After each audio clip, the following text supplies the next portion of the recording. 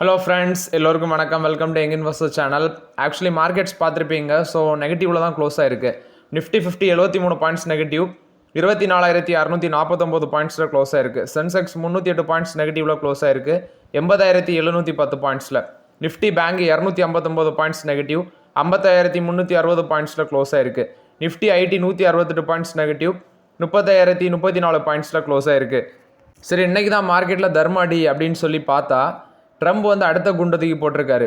இந்தியாவுக்கு மேலே அடுத்த 24 மணிக்கூரில் அடுத்த டேரிஃப் வரும், அதாவது இன்னும் 24 ஹவர்ஸில் நெக்ஸ்ட் டேரிஃப் அப்படின்னு சொல்லி அமெரிக்கா அதிபர் ட்ரம்ப் வந்து சொல்லியிருக்கிறாரு. அது இல்லாமல் வந்து பிஸ்னஸ் பண்ணுறதுல அமெரிக்காவோட இந்தியா வந்து பார்த்தீங்கன்னா ஒரு ஃப்ரெண்ட்ஷிப் ஆட்டு இல்லை, அதாவது ஒரு ஃப்ரெண்ட்ஷிப் கண்ட்ரியே இல்லை அப்படின்னு சொல்லி அவர் கிரிட்டிசிசம் பண்ணியிருக்காரு டொனால்ட் ட்ரம்ப். இது இல்லாமல் இந்தியாவோட நாங்கள் இனி பிஸ்னஸ் செய்வது இல்லை அப்படின்னு சொல்லியிருக்காரு. அதாவது இந்தியா வந்து ஒரு நல்ல வர்த்தக பங்குதாரராக இல்லை அப்படின்னு மென்ஷன் பண்ணி நாங்கள் வந்து அவங்களோட பெருசாக பிஸ்னஸ் பண்ண ஐடியாவில் இல்லை அப்படின்னு சொல்லி அவர் சொல்லியிருக்காரு. பட் இது எப்படி போகுதுன்னு தெரில, வெயிட் பண்ணி பார்க்கலாம். நெக்ஸ்ட்டு FISDS டேட்டா இன்னும் கிடைக்கல கைக்கு, ஸோ லேட் ஆகும்னு நினைக்கிறேன். ஸோ நான் முடிஞ்சால் டெலகிராம் சேனல் குரூப்பில் அப்டேட் பண்ணி விடுறேன். நெக்ஸ்ட்டு பார்த்தீங்கன்னா எலக்ட்கான் இன்டர்நேஷனல் அப்படிங்கிற ஒரு பங்கை பற்றி கேட்டிருந்தீங்க. Always in upper circuit, at the same time அதை வந்து பை பண்ண முடியல, there are no sellers in the stocks அப்படின்னு சொல்லி ஒருத்தர் மென்ஷன் பண்ணியிருந்தார்.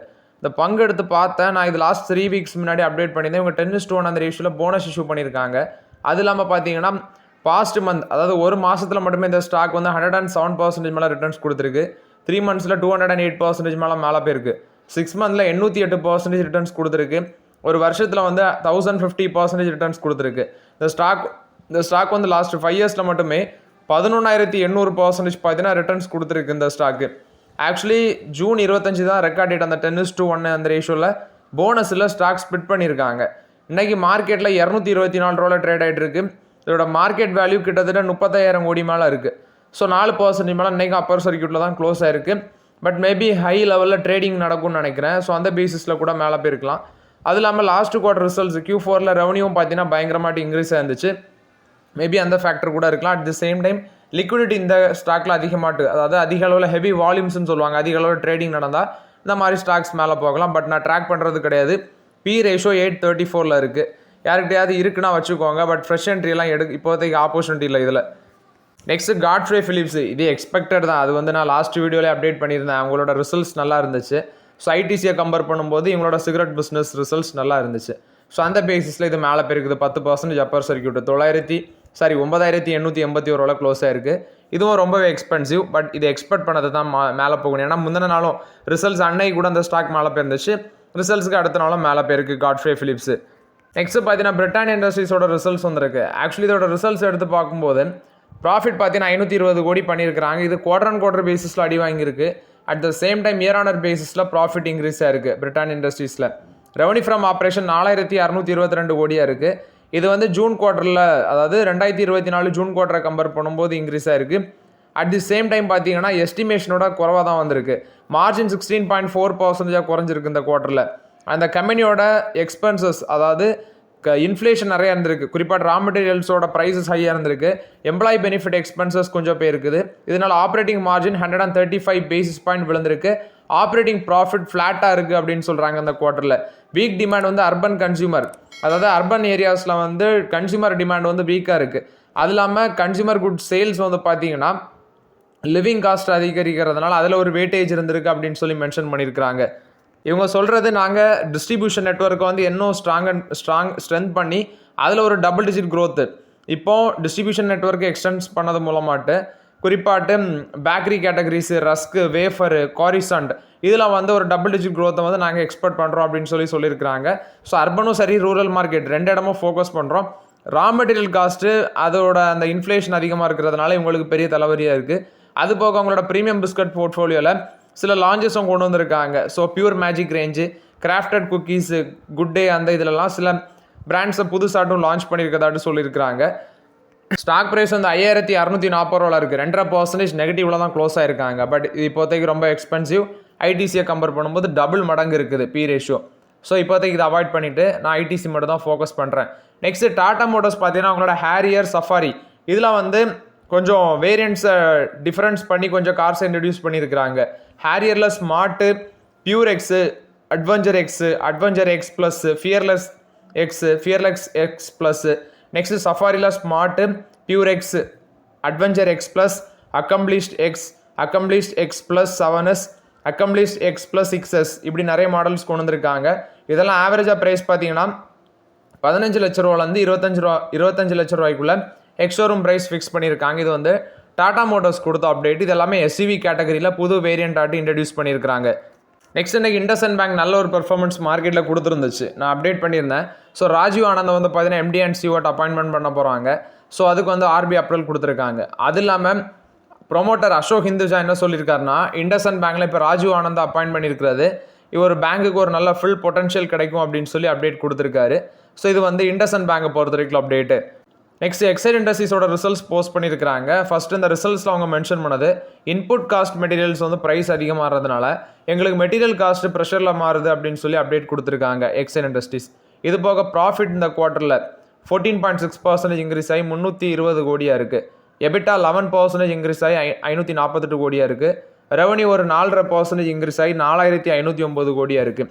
ஸோ இவங்க மென்ஷன் பண்ணுறது சில கவர்மெண்ட் ப்ரோக்ராம்ஸ்னால எங்களோட பிஸ்னஸ், சோலார் பிஸ்னஸ் வந்து ஃபாஸ்டஸ்ட் க்ரோயிங் பிஸ்னஸாக இருக்குது அப்படின்னு சொல்கிறாங்க. மொபிலிட்டி பிஸ்னஸ் வந்து ஒரு டபுள் டிஜிட் க்ரோத் காமிச்சிருக்கு. இது போக சில ப்ராடக்ட்ஸ் அண்ட் சொல்யூஷனும் கொண்டு வராங்க. இப்போ இண்டஸ்ட்ரியல் பேசிஸில் பார்த்தீங்கன்னா UPS பிஸ்னஸ் வந்து பெனிஃபிட்டாக இருக்குது. கிரிட்டிக்கல் பவர் பேக்கப் சொல்யூஷனில் வந்து மல்டிபிள் செக்டாரில் இந்த UPS பிஸ்னஸ் வந்து ரொம்பவே இதாக இருக்குது, க்ரோத் இருக்குது. At the same time OEM business இது வந்து லோவர் டிமாண்ட் இருக்குன்னு சொல்கிறாங்க. ஏன்னா வேரியஸ் வெஹிக்கிள் மேனுஃபேக்சர், பேசஞ்சர் வெஹிக்கிள்ஸும் சரி, 2-வீலர் செக்மெண்ட்டும் சரி, வேரியஸ் வெஹிக்கிள் மேனுஃபேக்சர் இருக்கிறதுனால இதில் டிமாண்ட் வந்து லோவராக இருக்குது அப்படின்னு சொல்லியிருக்காங்க. இது போக மார்ஜின் பார்க்கும்போது 12.2% இன்க்ரீஸ் ஆயிருக்கு, 70 பேசிஸ் பாயிண்ட் இன்க்ரீஸ் ஆயிருக்கு அப்படின்னு சொல்லியிருக்காங்க. ஸ்டாக் ப்ரைஸ் 384 ரூபாயில் இருக்குது, 41 டைம்ஸ் ஏர்னிங்ஸில் இருக்காங்க. இதுக்கு நீங்கள் அமர்ராஜாவே ஃபோக்கஸ் பண்ணிட்டு போயிடலாம், 950 இருக்குது. ஸோ இதோட P ரேஷியோலாம் 17 to 18 அந்த ரேஞ்சில் தான் இருக்குது. இன்னும் பார்த்தீங்கன்னா ஒரு 100 rupeesலாம் இறங்கிச்சுன்னா ஃப்ரெஷ் 52 week லோலாம் அடிச்சிடும். ஸோ அதனால் பொறுமையாக இருந்து பிக் பண்ணிக்கோங்க. இவங்களோட ரிசல்ட்ஸ் வந்ததுக்கப்புறம் பார்த்துட்டு அமர்ராஜாவில் ஃபோக்கஸ் பண்ணுங்கள். ஏன்னா எக்ஸைட் வந்து ரொம்பவே வேல்யூஷன் அதிகமாக இருக்குது. நெக்ஸ்ட் இந்தியாவோட டைட்டன் பார்த்தீங்கன்னா துபாயை சேர்ந்த அந்த டமாஸ் ஜெல்வஸும் வந்து நெக்ஸ்ட் 3 to 6 months நாங்கள் அக்யூசிஷனை கம்ப்ளீட் பண்ணிடுவோம் அப்படின்னு சொல்கிறாங்க. $280 million. இது கத்தார் பேஸ் மன்னாய் கார்பரேஷன் அவங்க ஓன் பண்ணுற 67% ஸ்டேக் வந்து இவங்க தனிஷ்க் மூலமாட்டு இதை வாங்குறாங்க. ஸோ இது மூலமாட்டு குளோபல் லெவலில் வந்து பார்த்தீங்கன்னா எங்களோட பிஸ்னஸ் எக்ஸ்பான்ஷன் பண்ணலாம். துபாயில் ப்ரொடக்ஷன் ஃபெசிலிட்டியும் இருக்குது. அட் தி சேம் டைம் தமாஸ் வந்து 146 ஸ்டோர்ஸ் வந்து ஆப்ரேட் பண்ணிட்டு இருக்கிறாங்க. ஸோ இது வந்து தமாஸ் வந்து டைட்டன் நெக்ஸ்ட் 3 to 6 months அக்யூசிஷனை கம்ப்ளீட் பண்ணிடுவோம்னு சொல்லியிருக்கிறாங்க. நெக்ஸ்ட் ஒரு மெட்டல் ஸ்டாக்கு இவங்க ஆகஸ்ட் 8 பார்த்தீங்கன்னா 5 ஃப்ரீ ஷேர், அதாவது எல்லா ஒரு ஷேருக்கும் 5 ஃப்ரீ ஷேர் வந்து நாங்கள் இஷ்யூ பண்ண போகிறோம் அப்படின்னு சொல்லியிருக்காங்க 5:1 அந்த ரேஷியோவில். ஸோ இந்த ஸ்டாக்கோட ப்ரைஸ் இது பேர் என்னன்னு பார்த்தீங்கன்னா Santoor மேக்னீஸ் and iron ore limited அப்படின்னு சொல்கிறாங்க. பட் ரெக்கார்ட் டேட் எதுவுமே அவங்க என்ன மென்ஷன் பண்ணலை. பட் 5:1 அந்த ரேஷியோவில் போனஸ் கொடுப்போம். ஆகஸ்ட் 8 அதுக்கான ரெக்கார்ட் டேட்லாம் மென்ஷன் பண்ணுவாங்க. நெக்ஸ்ட் பார்த்தீங்கன்னா குஜராத் கேஸ். ஆக்சுவலி இந்த கம்பெனியோட ரிசல்ட்ஸ் ப்ராஃபிட் 14% இன்க்ரீஸ் ஆகி 326 கோடியாக இருக்குது. ரெவன்யூ 5.2% விழுந்து 3870 கோடியாக இருக்குது. எபிட்டா 16% இன்க்ரீஸ் ஆகி 519 கோடியாக இருக்குது. மார்ஜின் 13.4% இருக்குது இந்த குவார்ட்டரில். ஸோ ஸ்டாக் ப்ரைஸ் வந்து 424 ரூபாவில் இருக்கிறாங்க. பட் இப்போதைக்கு இதிலலாம் நான் அவாய்ட் தான் பண்ணுறேன். ஏன்னா இது முன்னாடியே கன்சிடர் பண்ணி தான் ஓகே. இதெல்லாம் பெருசாக ரிட்டர்ன்ஸ் தரதுக்கு சான்சஸ் கம்மி, ஸ்லோவாக ஒரு க்ரோத்து கொடுக்கும். ஸோ இது வந்து பார்த்தீங்கன்னா குஜராத் கேஸை பொறுத்த வரைக்கும் ரிசல்ட்ஸ் அப்டேட்டு. நெக்ஸ்ட் வந்து பாரதி ஹெக்ஸாகேமோட ரிசல்ட்ஸ் ப்ராஃபிட் 16% விழுந்து 391 கோடியாக இருக்குது. ரெவன்யூ 1% விழுந்து 2263 கோடியாக இருக்குது. எபிட்டாவும் 1% விழுந்து 1161 கோடியாக இருக்குது. மார்ஜின் 51.3% இருக்குது. ஸோ இது வந்து பாரதி ஹெக்ஸாகேமோட ரிசல்ட்ஸு. பாரதி ஹெக்ஸாகேம் வேறு, பாரதி ஏர்டெல் வேறு. டாரன் பவரோட ரிசல்ட்ஸ் வந்துருக்கு. ப்ராஃபிட் 25% விழுந்திருக்கு, 731 கோடியாக இருக்குது. எபிட்டா 20% விழுந்திருக்கு, 1483 கோடியாக இருக்குது. மார்ஜின் 18.8% குறைஞ்சிருக்கு. ரெவன்யூ ஒரு 12% விழுந்து 7906 கோடியாக இருக்குது. நெக்ஸ்ட் பாரதி ஏர்டெலோட ரிசல்ட்ஸு ப்ராஃபிட் 52% விழுந்திருக்கு இந்த குவார்ட்டரில், 5947 கோடியாக இருக்குது. இது குவார்டர் அண்ட் குவார்டர் பேசிஸில் நான் சொல்கிறேன். அட் த சேம் டைம் ரெவன்யூவும் பார்த்தீங்கன்னா 3.3% விழுந்திருக்கு, 49462 கோடியாக இருக்குது. எபிட்டா 3% இன்க்ரீஸாக இருக்குது, 27838 கோடியாக இருக்குது. மார்ஜின் வந்து 56.3%, அதாவது குவார்டர் அண்ட் குவார்டர் பேசிஸில் ஃப்ளாட்டாக குறைஞ்சிருக்கு. பட் இயர் ஆனர் பேசிஸில் நீங்கள் பார்த்தீங்கன்னா ப்ராஃபிட் வந்து பாரதி ஏர்டெல்ல 43% இன்க்ரீஸாக இருக்குது. பட் குவார்டர் அண்ட் குவார்டர் பேசிஸில் தான் அடி வாங்கியிருக்காங்க. ஆவரேஜ் ரெவன்யூ பர் யூசர் அப்படின்னு பார்க்கும்போது ஆவரேஜ் ரெவன்யூ பர் யூசர் பார்த்தீங்கன்னா அது வந்து 250 ரூபாயா இருக்குது அப்படின்னு சொல்லியிருக்காங்க. ரெவன்யூ இயர் ஆன் இயர் பேசிஸில் 28% இன்க்ரீஸாக இருக்குது. அதாவது ரிசல்ட்ஸ் குவார்டர் அண்ட் குவார்டர் பேசிஸில் மொக்கையாக இருக்குது, இயர் ஆன் இயர் பேசிஸில் இன்க்ரீஸாக இருக்குது. இது பாரதி ஏர்டெல்லை பொறுத்த வரைக்கும் அப்டேட்டு. ரேமண்ட் ரியாலிட்டி இவங்களோட ப்ராஃபிட் வந்து இயர் ஆன் இயர் பேசிஸில் டபுளாக இருக்குது. அதாவது 7 கோடியாக அந்த ப்ராஃபிட் இப்போ 16 கோடியாக இன்க்ரீஸாக இருக்குது.